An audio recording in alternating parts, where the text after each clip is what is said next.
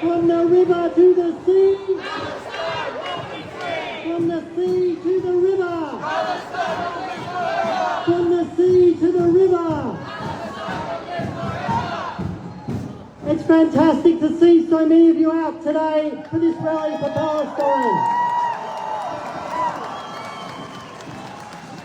My name is Nick Everett. I'm the Secretary of Friends of Palestine WA, and I'd like to introduce my co-MC, Hala, who is the Deputy Chair of Friends of Palestine WA. So we'll be emceeing today. First of all, I want to acknowledge that we're on the lands of the Whadjuk people of the Noongar Nation, and Hala is going to introduce Samuel, who'll be providing you with a welcome to country.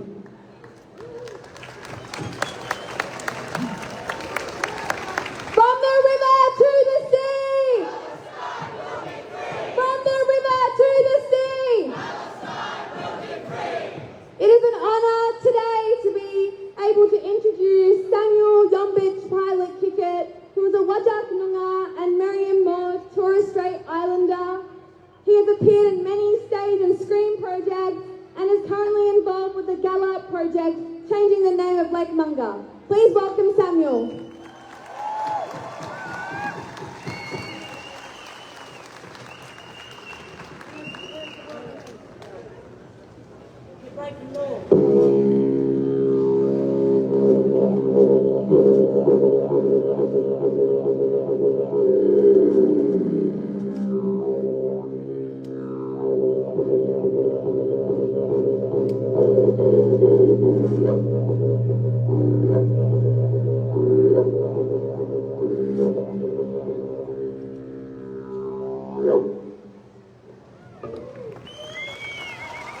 Thank you.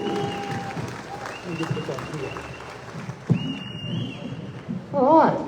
Kaya Yoga's moms, Gulagas, Nate Samuel Yombich Father Kikit, Wajak Nunga, Mary Mom. So hello and welcome, ladies, gentlemen, and children. My name is Samuel Yombich Father Kikit. I'm a Wajak Nunga and a Mary Torres Strait Islander. This is Nate Mort Bujagora Gora. Nate Mort Bujawalinyup, Jinningambo, Durbalbillia, and Karamorna. Alright, so this is my family's homeland, and it has been like that for a long, long time since the dream time. My family's land stretches from Fremantle, up into Kings Park, down the Swan River, and over into the hills. This is Yidaki as well, yeah? So this is my Yidaki. Okay, everybody knows this thing as a didgeridoo. It's actually called a yidaki. Alright? So, next British one to Unuk Ninja Rally for Palestine. Yeah? British Mom and Yinning. Yeah. So it's my pleasure to welcome you all here to the Palestine Rally, yeah, for 2025. Yeah, free Palestine, yeah? Yes. And may the good spirits bless you all while you're here today as well, yeah? So thank you, and have a great day.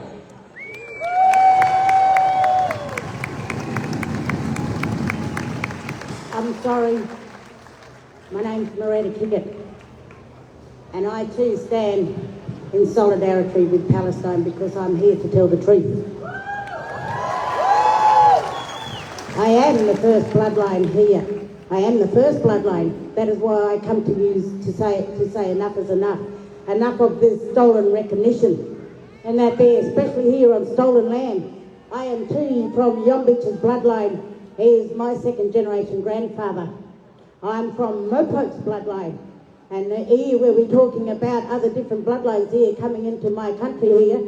Radically claiming someone else's inheritance. I need to tell them because I'm full bloodline here to Western Australia. I can't go over Queensland, I can't go over anywhere else, but I can stay put here. Because of why? I'm matriarch, and I'm mother, and I'm grandmother, and I'm here because I'm the genealogist, and knowing the fact of what Palestine is going through, see the coat of arms up there, that Israel. See that coat of arms up there? That Israel, that's who we are under. The Israelite bloodline, you know why? I carry the bloodline. Enough is enough, because you know why? You need to hear this truth, because it keeps lingering on in our heritage there. Why? It's because they almost demolished Palestine over there, Gaza. What they're doing to my people here are erasing the Perth bloodline out here. And I'm woman. Look at the flag I stand here with.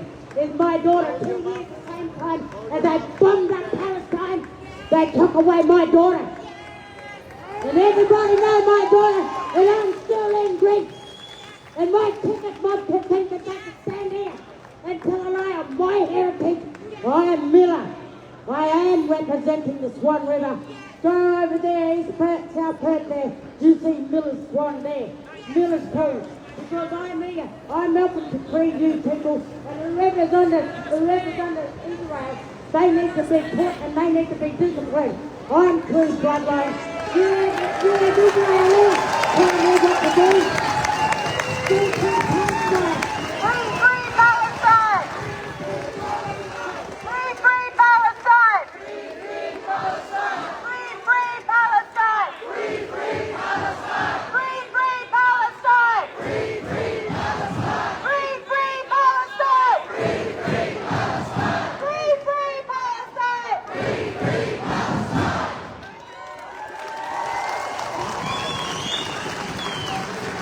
Thank you, Auntie.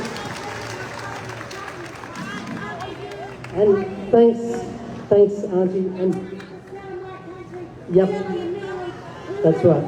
Okay, all right. Thank you, Auntie. Yeah. Thanks, Auntie. Absolutely. Yep. Will be Aboriginal land. Always was. Always will be. Always was, always will be.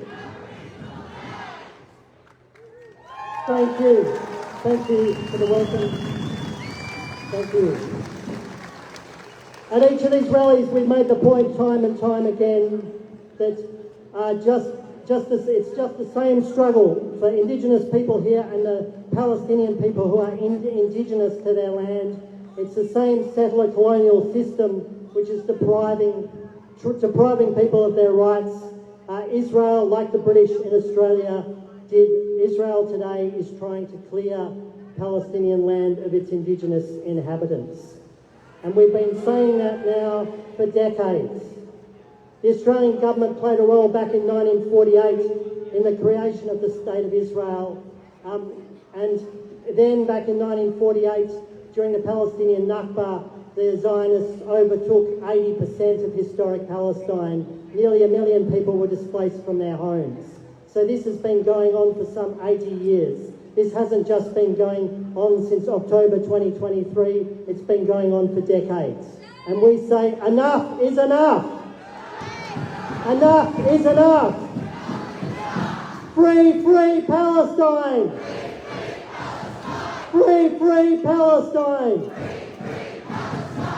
Okay, today we're going to have 6 speakers, and then we're going to march through the streets of Perth down William Street to Hyde Park.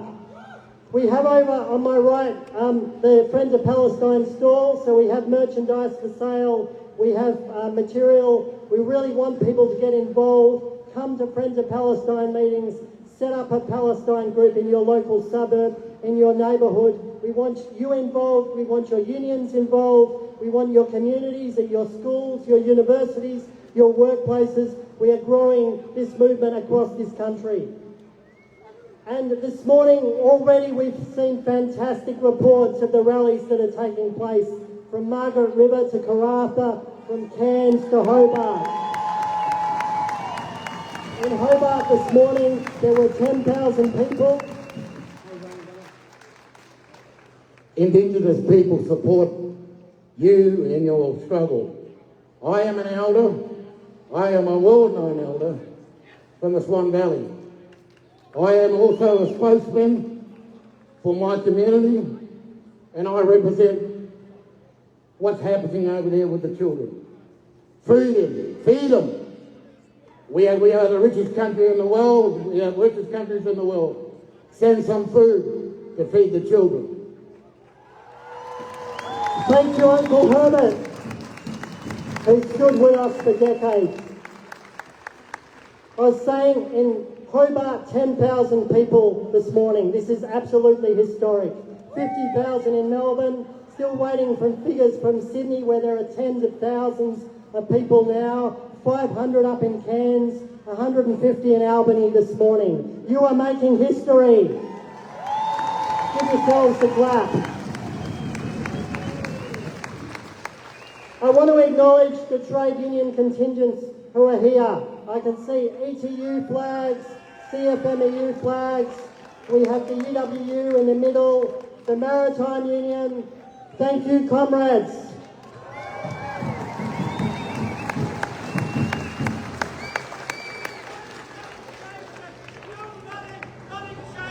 Absolutely. We need the trade unions on board, and we need to demonstrate our power as workers to make change. Our next speaker, Christy Kane, will be known to many of you. He's spoken on this platform before. He's spoken at Palestine rallies in Melbourne. He was just telling me about speaking about Palestine in Morocco. Christy Kane was the State Secretary of the Maritime Union here in WA for 20 years. He's a former national president of the Maritime Union nationally, and last year he retired from the role of the National Secretary of the CFMEU. He is a working class fighter and an absolute champion. Please give a warm welcome to Christy Kane. Thank you.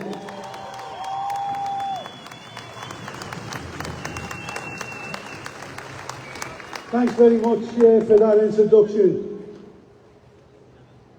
Firstly, I'd like to acknowledge our traditional owners of the land on which we meet here today, the Whadjuk, Nangu, yes, people, Nabilia people as well. All our Indigenous brothers and sisters around this country, I'd like to acknowledge all of them who are here today.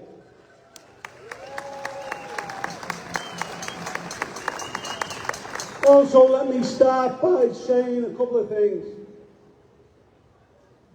that I want to make sure it's quite clear to the Albanese government, to the ACTU, to unions that are just paying lip service, who are not turning out today.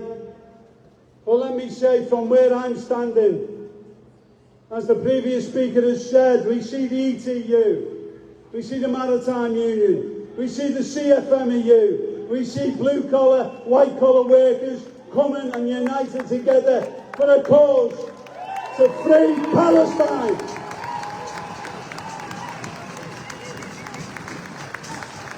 And let me start by saying this, I'm going to call it out, because the words resonate all over this country. This is a genocide. This is ethnic cleansing. This is murder of men, women and children.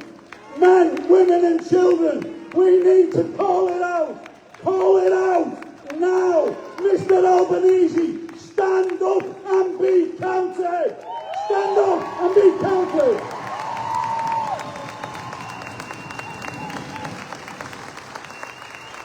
We're seeing the slaughtering of babies. We're seeing men, women and children, hundreds of thousands. How would you feel? And we all have children and grandchildren. How would you feel about seeing them being slaughtered? About women lying where the places have been bombed, where the schools have been bombed, where the hospitals have been bombed, where there is malnutrition, where there is going to be 600,000 in Gaza who are going to die of malnutrition because trucks cannot go to their aid. We see workers, we see Palestinians going to the south, going to the north in Gaza to pick up points, only to be shot in the back of the head, babies and children.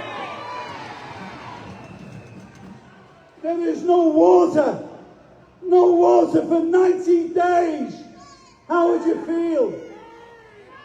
Let me tell you, there is no food. And when you think about it, there is no life. Exactly. There is no life. I mean, there is a difference between starving and saying you're starving than being fucking starved. There is a difference. And that's what the Israelis are doing to this Palestinian people. We need to stand up and fight back.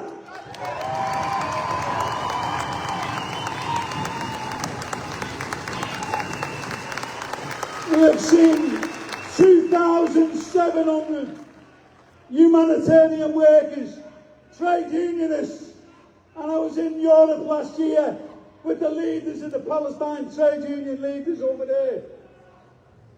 1,000 medical workers, 1,000 teachers, doctors, nurses, hospital staff. We've seen over 300 journalists be slaughtered to death, killed by the Israeli army. Let's make it clear. We call for peace. We call for peace, and peace is union business. And every trade unionist in this country should be marching on the streets, should be standing shoulder to shoulder with our Palestinian brothers and sisters.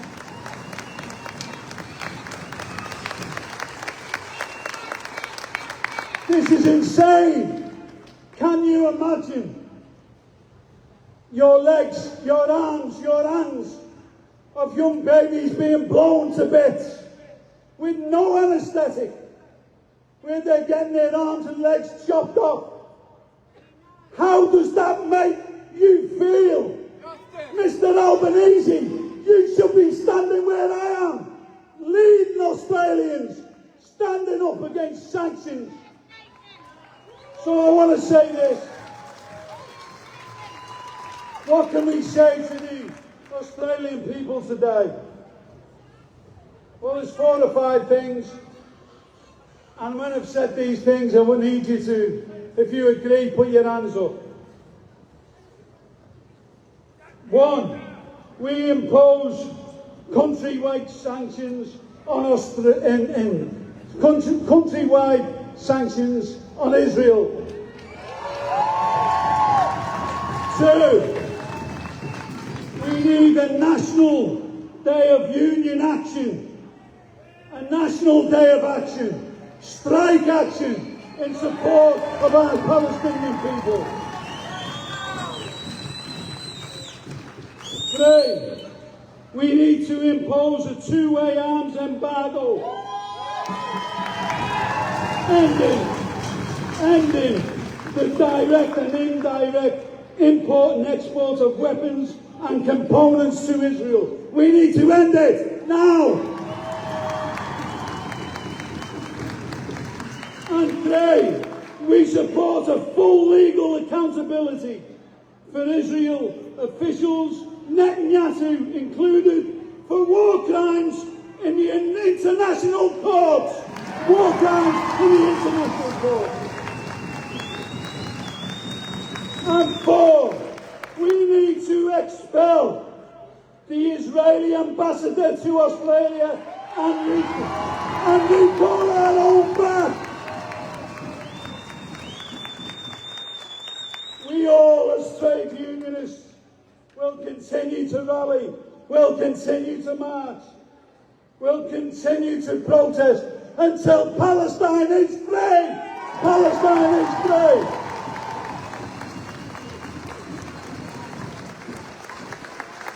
I want to finish on a couple of points. We as trade unionists have a proud history against murderous oppressors. And one of the quotes of one of the greatest human beings to live on this planet, Nelson Mandela. And he says this: we know too well that our freedom is incomplete without the freedom of the Palestine people.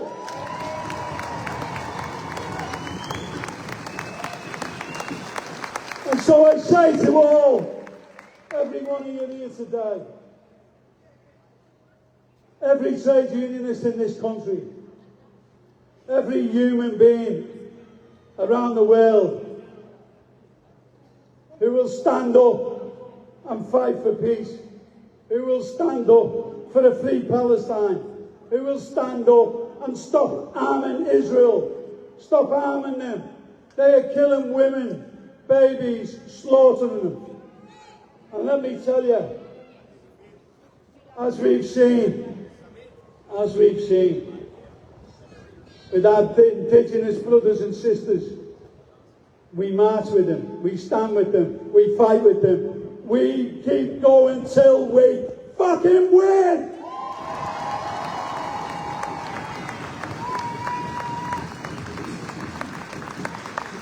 And so let's put Mr. Albanese on notice quite clearly.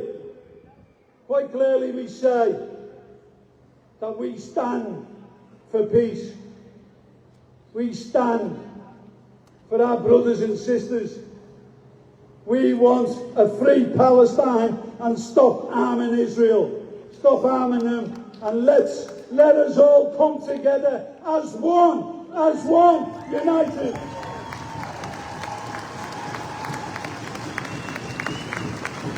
So we keep rallying, we keep fighting, we keep standing up for what is right. And as trade unionists, we're always going to be there alongside our people, Palestinian people. We will be there right to the end till Palestine is free. Palestine, long live Palestine.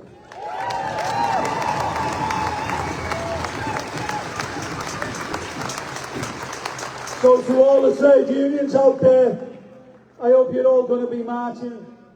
I hope you're all going to be standing up. All around this country, we need to stand up. This is barbaric, what is happening in Palestine. This is barbaric. From the trade union movement, we need them to cease. So the trade, hang on a minute. You can get up after me, darling. Now let me tell you quite clearly, it is a long, long road to freedom, to peace. It is a long road. And the turnout, from what I can see here, we are all on the right side of history. We are all on the right side of history, humanity. And the trade union movement will stand with you right to the end. Free, free Palestine! Free, free Palestine! Free, free Palestine! Free, free Palestine! Thank you, brothers and sisters.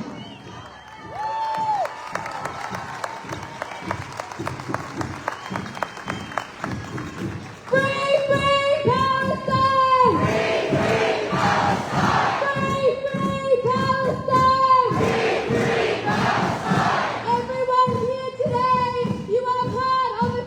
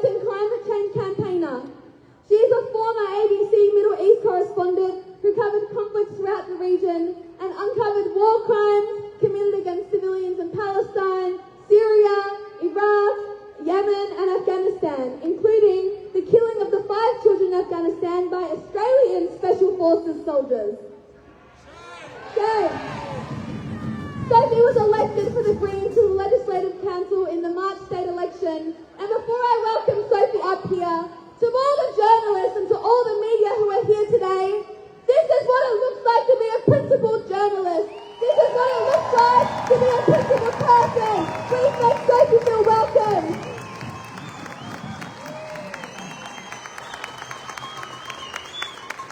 Gaza is starving. Words won't feed them. Sanction Israel now.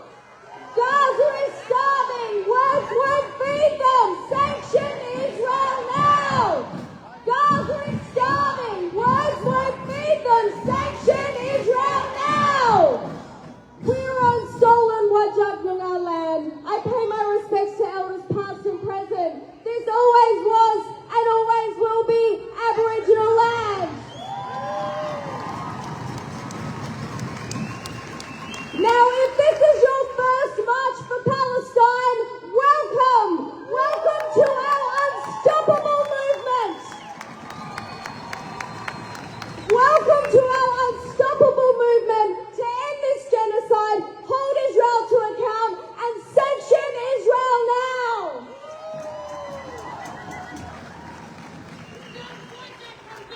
And friends, thank you so much as well to everyone who has been here since the beginning, since that first rally we had 22 months ago now. And the Greens are so proud to have been there standing with you since that time.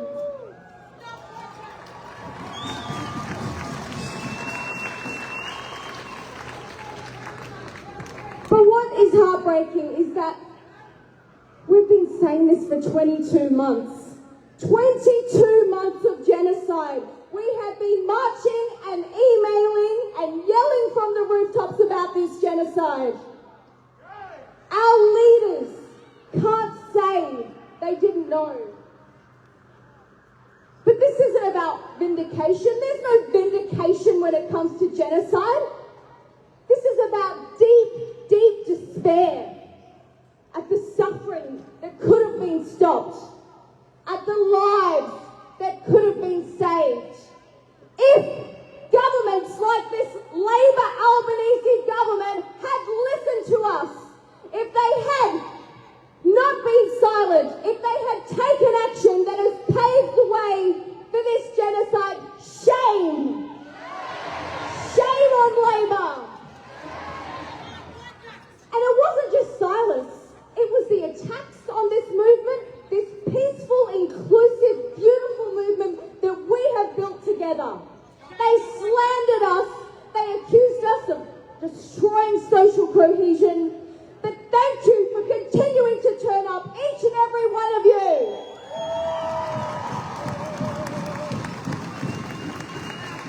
Because you knew it was a genocide, you refused to be silent, and you are the ones on the right side of history.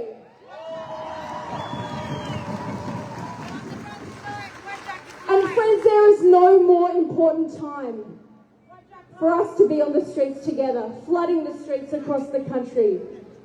Because right now, as we gather, famine has been declared in Gaza City.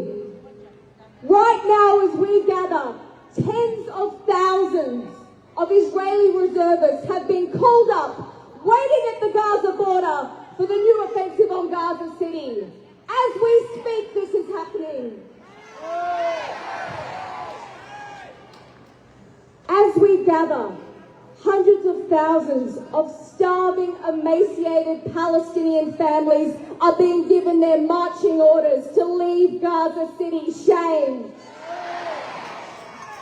And many of you heard me talk about my dear friend, and I'm going to mention him today again because I do it every time, because I get his WhatsApp messages every day. It's my former ABC and SBS producer, Raed Al-Lathamna, trapped in Gaza City, starving, the IDF are 3 kilometres from his door. And here I am, Member of Parliament, former ABC journalist, utterly powerless. Utterly powerless when he says, where do I go, Sophie? Where do I take my children? What do I do? And you times Raed by 2.5 million.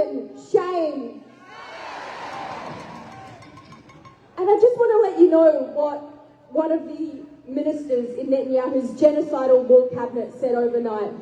Horrific. Minister Smotrich, talking about the new offensive, he said, "You can besiege them. Whoever doesn't evacuate, don't let them. No water, no electricity. They can die of hunger or surrender." This is what we want. Friends, we can't let this happen on our watch. We can't. And the thing is, there's less news about it now, right? I don't know about you, but I'm now searching for these videos on my social media. And why is that? Because Israel has systematically murdered more than 200 Palestinian journalists. And shame forever on my former profession, who has been silent about that systematic obliteration of the Palestinian press corps.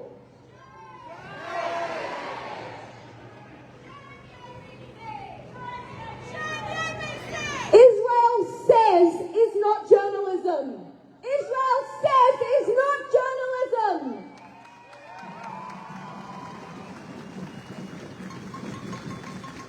But friends, every hour counts.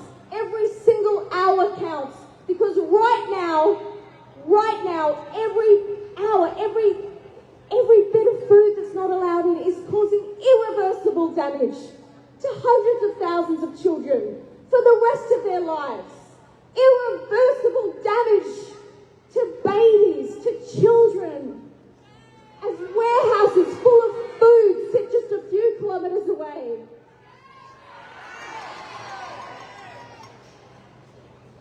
And every hour, thousands of Palestinians remain in Israeli custody, including children, where the UN says they're being torturally and sexually abused even. Shame. And every hour gives the Netanyahu cabinet, the genocidal war cabinet, more time to plan this new offensive. That's why we're on the streets today demanding immediate sanctions now.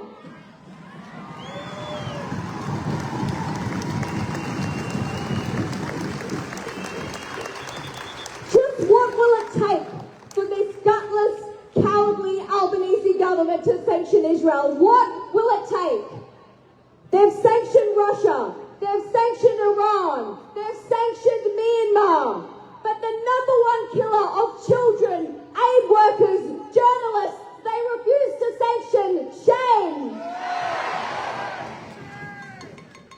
And when my federal Greens colleague, Senator David Shoebridge, exposed our weapons exports to Israel, when we showed the receipts of what's happening, Labor denied it, Labor accused the Greens of lying, but the truth has come out, and Minister Wong had the gall to tell us it's the non-lethal parts. Tell that Minister Wong to the 60,000 Palestinians who've been killed, to their families, oh, we just helped with the non-lethal parts of the planes that killed you. Shame. And I watched in horror as our Minister for Defence, Richard Marles, was questioned about this on Insiders, and his response when asked about these non-lethal weapons parts that we're exporting to Israel, he said, "We're an F-35 country." How did we go from being the lucky country, the sunbird country, to the F-35 country? I don't know about you, friends, but I don't want to be an F-35 country. That's not who we are.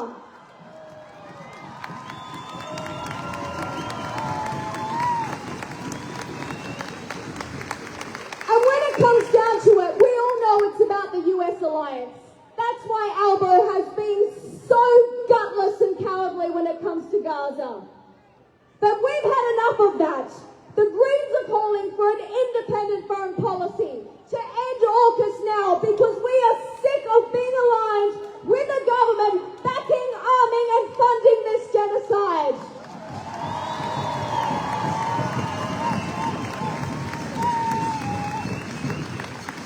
Now, friends, we are having an impact. The tide is turning. Look at you all here today. Look at us across the country.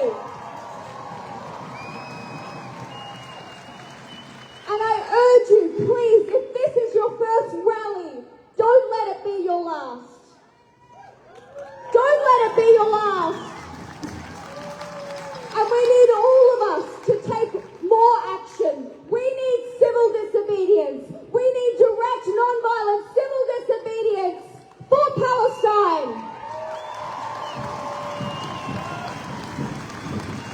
So I urge you probably can't find them. There's a Unionist for Palestine stall here somewhere.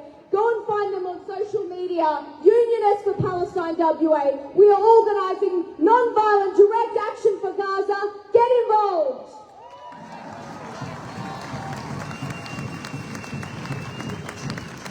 We know recognition of Palestine isn't enough. It's just the start. We need urgent deterrence now. We need to stop this new offensive on Gaza City now. Expel the Israeli ambassador, end the two-way arms trade, and sanction Israel now.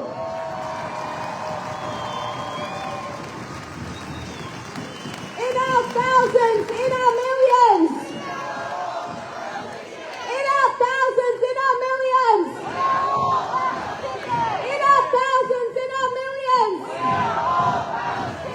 Thank you so much for being here.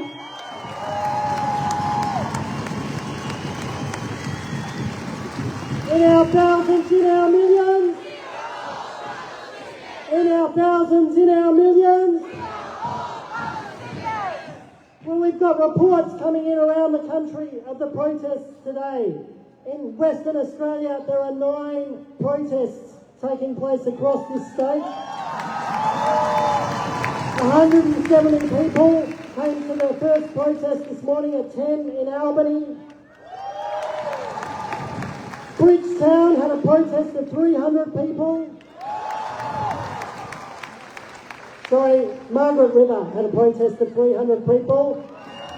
Bridgetown had a protest of at least 60. There are people gathered now in Geraldton and in Broome as well, and in Karratha. Geraldton, Broome and Karratha standing with us, standing for Palestine. These protests matter, and they are seen by people in Gaza, and they feel at least some comfort knowing that there are people on the other side of the world who care and who are willing to take a stand. Gaza, Gaza, don't you cry, Palestine will never die. Gaza, Gaza, don't you cry. Gaza, Gaza, don't you cry. Gaza, Gaza, don't you cry. As our previous speakers have said, we need action, not simply words. We need action in terms of sanctions on Israel, trade sanctions, diplomatic sanctions, a two-way arms embargo. Why is the Israeli ambassador still in Canberra? Why did our state premier Mark McGowan meet with the Israeli ambassador just a few months ago? Sorry, not Mark McGowan. Cook. Roger Cook. Why did our state premier Roger Cook meet with the Israeli ambassador 2 months ago, and he can't even tell state parliament whether he mentioned the situation in Gaza? This is appalling. Shame. Instead, all we hear is hollow rhetoric about 2 states, about recognising Palestine. Well, I'll tell you, Albanese, 3/4 of the world's countries recognised Palestine years ago. Palestine exists. They don't need to tell you that they exist. They need you to sanction Israel now.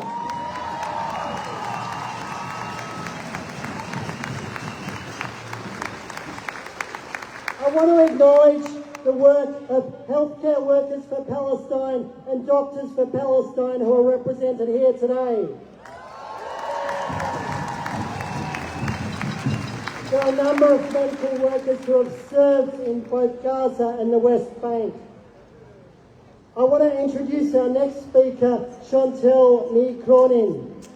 Chantel is an Irish emergency medicine doctor with a focus on humanitarian work. She served with Doctors Without Borders in Yemen and Palestine. She worked in the West Bank last year, and she's volunteered with refugee support NGOs across Europe. Now based in Perth, she's a member of Healthcare Workers for Palestine and Doctors for Palestine. Please make Chantel welcome. Thank you.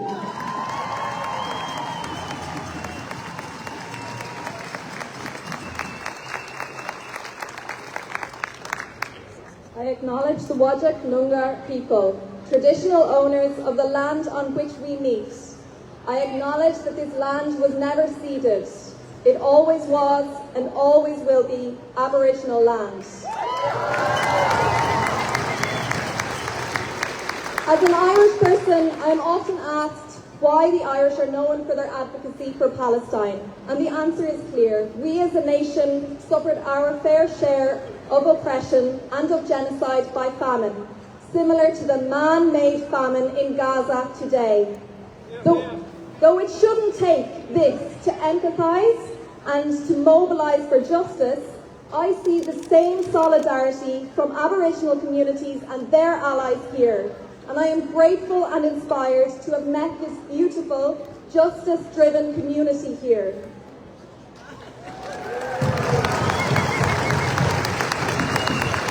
Last year, I lived and worked in Palestine. I was living in the city of Al-Khalil, known as Hebron, in the West Bank, just 50 kilometers from Gaza. That's the distance from here to Yansha, I think. Hebron is a busy city. It's a hub of commerce and culture, famous for the keffiyehs made by the Herbawi factory there, for the ceramics and glass works of the old city. Though sadly, most of those family-run businesses have been shut down by the violent occupation. I was lucky to work there with Doctors Without Borders, a well-known international medical humanitarian NGO, who have a contingent here today, so please go and speak with them about the wonderful work that they are doing.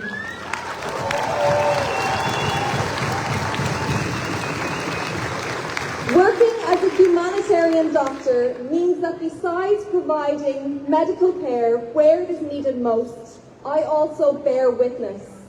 I testify about what I saw when I worked in the humanitarian field, and I continue to advocate for my patients and my colleagues. Today, I want to share with you the facts about how healthcare is under attack in Palestine.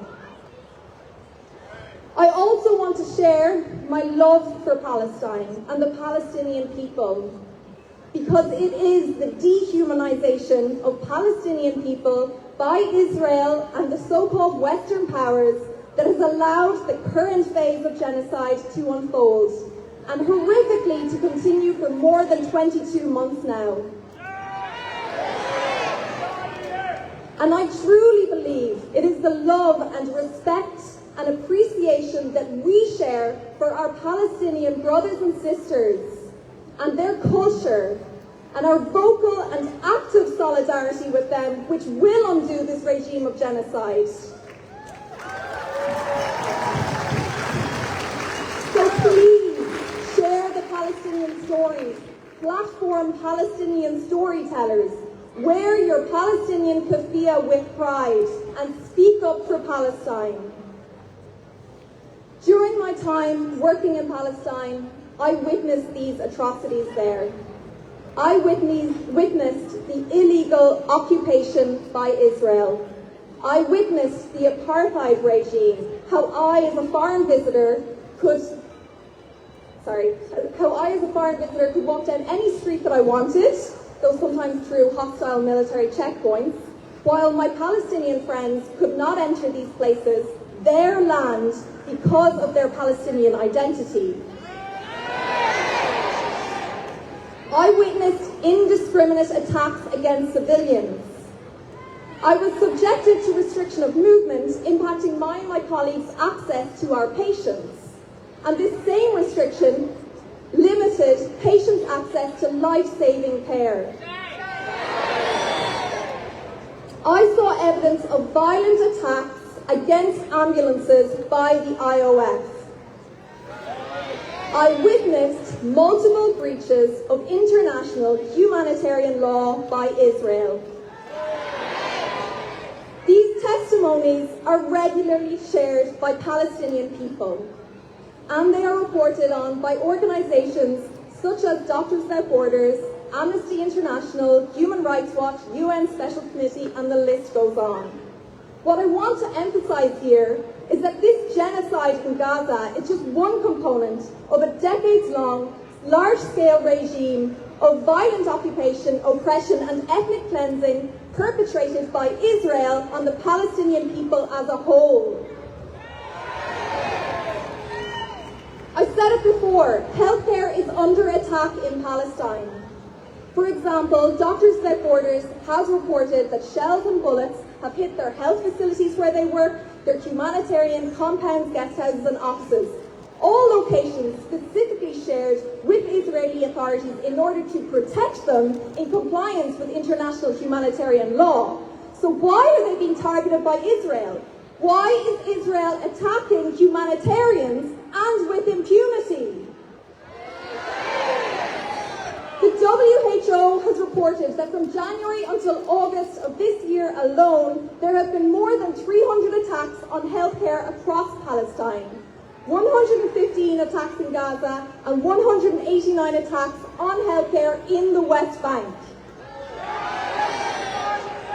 These attacks include assaults on nurses tending to their patients, cutting off fuel to the neonatal intensive care unit, intentionally targeting our most vulnerable babies. They include taking doctors as hostages and even fatal violent attacks against patients who are undergoing medical treatment in these hospitals. Because of Israel's targeting of healthcare facilities, only half of the hospitals in Gaza are partly functioning. Half of the hospitals there have been completely destroyed by Israel. Why are there no repercussions for these clear violations of law? Let me be clear, healthcare is not a target.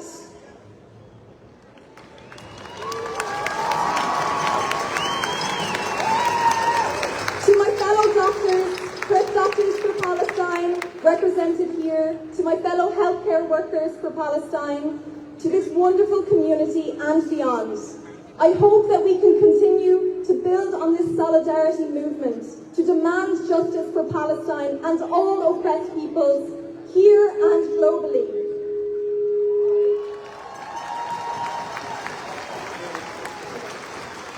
No one is free until all of us are free. Free Congo, free Sudan, free Palestine.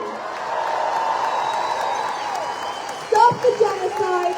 Call on our government, call on Mr. Albanese to end our complicity now. I want to finish with words from a Doctors Without Borders worker in Gaza, a fellow humanitarian doctor, a colleague who I will never meet because he was murdered by Israel. He is one of more than 1,400 healthcare workers murdered by Israel since the beginning of this genocide. Dr. Mahmoud Abu Najela wrote, "Whoever stays until the end will tell the story. We did what we could. Remember us." Free, free! Free, free Palestine! Free, free Palestine! In our thousands, in our millions, we are all Palestinians!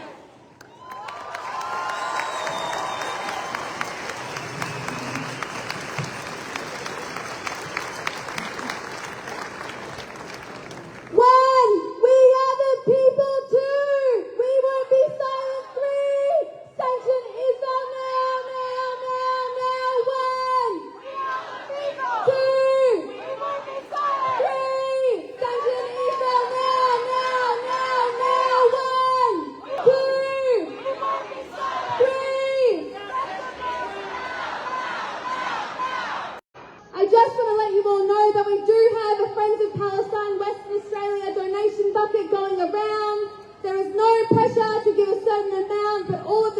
cost us money, and we want to continue this work. We want to continue